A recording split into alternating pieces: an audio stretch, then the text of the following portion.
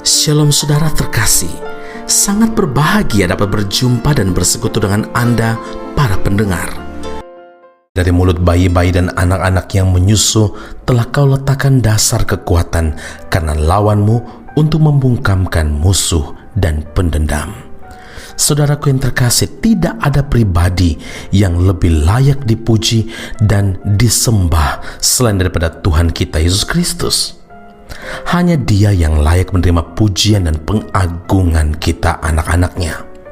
Saat kita memuji Tuhan, hati Tuhan disenangkan. Sebaliknya iblis benci. Iblis tidak sanggup bertahan mendengar puji-pujian kita. Ia akan lari sebab puji-pujian itu ibarat senjata tajam, siap menghujam, menghancurkan, dan memporak-porandakan pertahanan iblis. Karena itu, jangan sekali-kali meremehkan kuasa puji-pujian kepada Tuhan, saudara. Tuhan sudah meletakkan kekuatan di mulut bayi-bayi dan anak-anak untuk membungkam musuh dengan puji-pujian. Artinya, ada kekuatan yang dahsyat di balik pujian.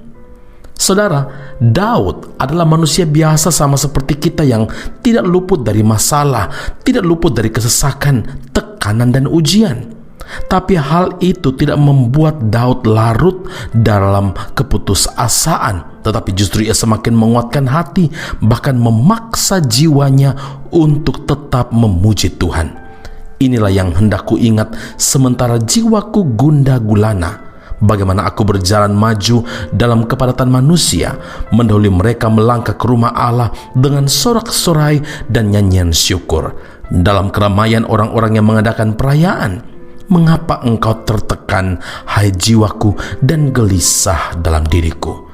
Berharaplah kepada Allah, sebab aku akan bersyukur lagi kepadanya, penolongku dan Allahku. Mazmur 42 ayat 5 dan 6. Saudara, Daud percaya. Dia percaya ketika ia secara intensif memuji Tuhan, maka pintu-pintu kesempatan semakin terbuka untuk mengubah yang mustahil menjadi mungkin, mengubah kekalahan menjadi kemenangan, mengubah kepedihan menjadi sukacita besar oleh karena Tuhan hadir di setiap pujiannya.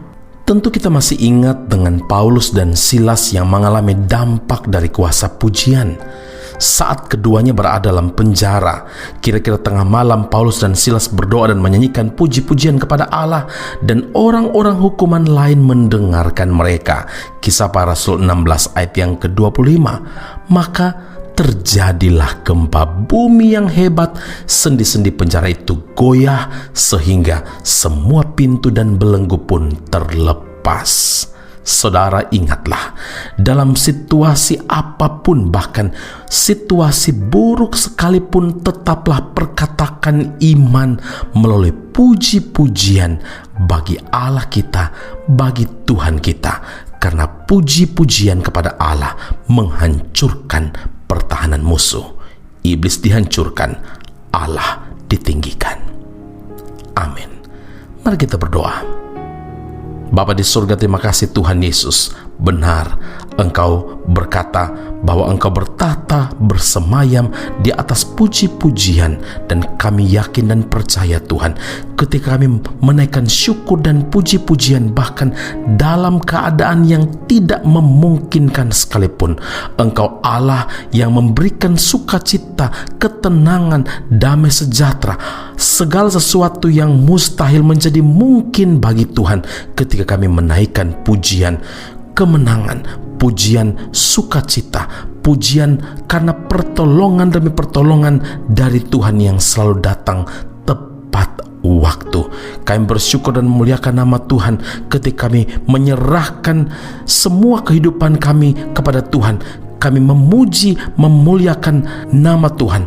Itu berarti kami mempercayai Tuhan, dan kami yakini bahwa apapun yang menjadi kelemahan kami, apapun yang menjadi kepedihan, kesesakan, kesulitan hidup kami yakin dan percaya kesesakan dan tekanan dan masalah serta ujian itu akan menjadi kekuatan yang baru yang berasal dari Tuhan, sehingga Engkau Allah yang mampu mengubah kekalahan jadi kemenangan, ubah kepedihan menjadi sukacita yang besar. Dan kami tahu Engkau turun tangan melakukan bagian Tuhan yang dahsyat ketika puji-pujian dinaikkan. Kehadiran Tuhan itu nyata dalam hidup kami.